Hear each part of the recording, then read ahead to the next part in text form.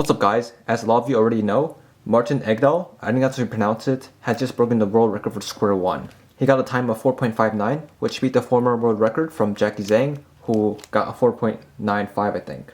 This was done at the Danish Championship 2020 in the Square-1 final, and this is the second Scramble. So, let's just get into this solve and go through some reconstructions and analysis. Something cool about Martin is that he actually uses white top like me, which is awesome to see because a lot of people don't actually use white top. But here is the Scramble.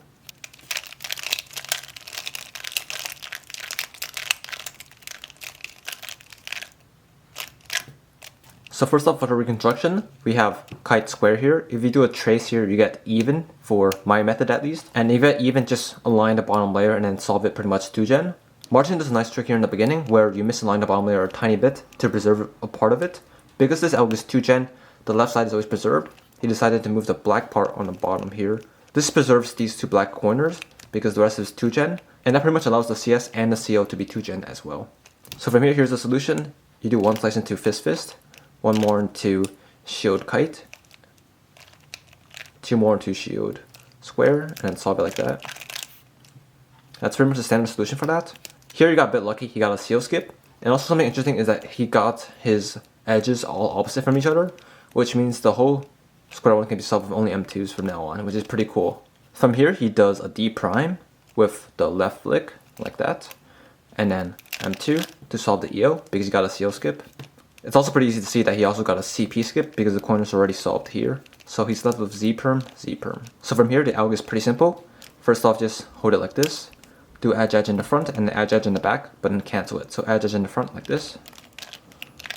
Now do edge in the back. Now it's all solved. Also, he was quite lucky to not get any AUF or ADF.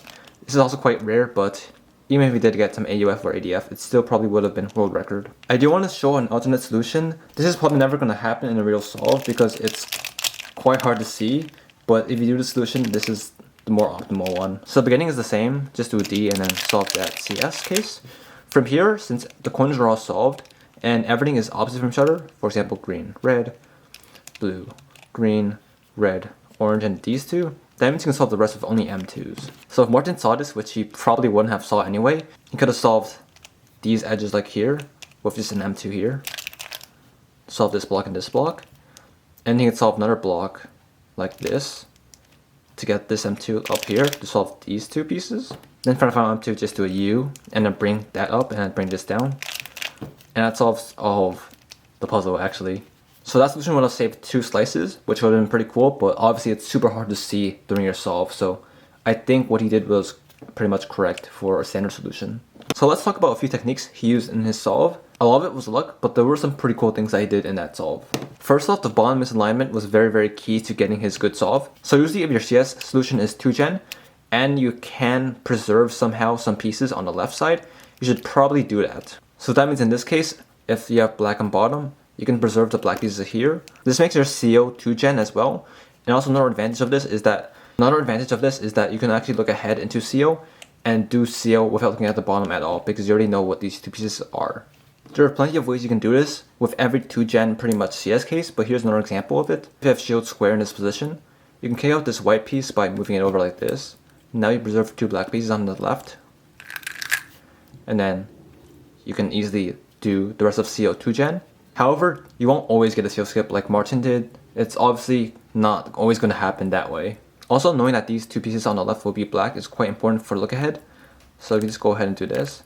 Look ahead for the last slice, which shows the white pieces here, which makes solving the CO not only 2gen but pauseless because you can look ahead to that piece. Sometimes it is debatable whether it's worth doing. For example, in this case, to bring the black to the left, you have to do a D2, which might not be worth doing in the beginning of your CS case. So in this case, if I had this as my inspection, I might just solve it from this angle and then do the one slice CO afterwards, or whatever CO comes. That's just because I don't want to do a D2 as my first move because it's quite long and I would rather just go straight into the CS. However, if it's just one D move like this and then do your CS, it's usually worth it to do it to preserve these two.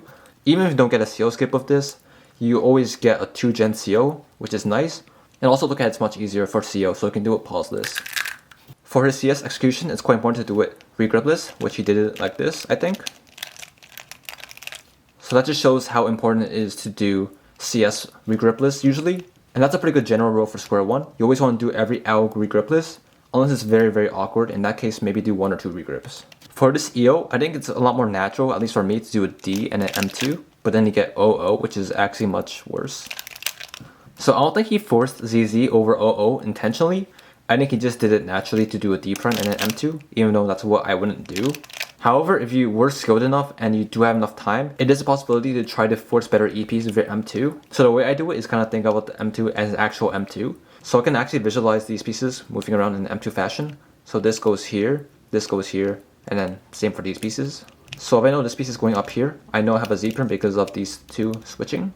And if it's this angle, I know if this goes up here, it's going to be an O prime no matter what, because it goes in this fashion whenever you visualize this up here. So although Martin didn't really predict how his M2 affected his pieces, I don't think, it could be useful sometimes if you have enough time, but usually it's just smarter just spam SPS here. Also, even if it is more intuitive just do a D and then do the M2 to get OO, you can actually maybe kind of cancel it, because you can see that this is going to go here, this is going to go here, and the same for these two edges. And you can tell clearly it's going to be OO. So from here you can actually just go straight into the ALG, because it's quite intuitive to know if you have OO and an M2 already. You can go straight into the ALG, which you can just do here, like that. And then finish it off like this to solve the OO cancellation. Finally, for the adjudge, the lesson here is just to know your EPs, obviously. This is quite a basic one, but there's a lot of EPs out there that a lot of people might not know, but they're quite important to know anyway, even if you do PBO. So for this, I feel like a lot of people will do M2U, M2U prime M2, and do the same on the bottom. Maybe even cancel, but I don't think that's the greatest. Some people might do adjudge, U2 D2 adjudge, which is also not that great. Some people might also do front adjudge, then do back adjudge, which also is not the greatest. So you want to make sure to know good solutions for EPs. For this one, it's just front adjudge cancel to back adjudge, which is going to be optimal. But either way, congrats to Martin for this world record. Now he holds a Square-1 and a 2x2 world record, which is insane. This just makes him even better at dominating some of ranks. Actually, with this solve, I think he nemesizes me, which means that he's better than me in every single category of every event in the WCA, which is quite crazy. Before I had a better single than him, but now obviously with the WR, he is going to have a better single than me in Square-1 as well. Although this solve was quite lucky, Martin did definitely deserve this. He's already very good at Square-1. He has, I think, a mid-7 average. Also, he had an SPS of about, I think, low 3, which is actually pretty good for a regular Square-1 solve. So yeah, huge congrats to Martin. I'll leave his channel in the description if you guys want to check him out. He has a great channel and he's amazing at quite a ton of events, so I would recommend checking him out for sure. That's it for this video. Pretty exciting to see world records come back after quarantine, and hopefully more are to come. But yeah, that's the Reconstruction, and thank you for watching.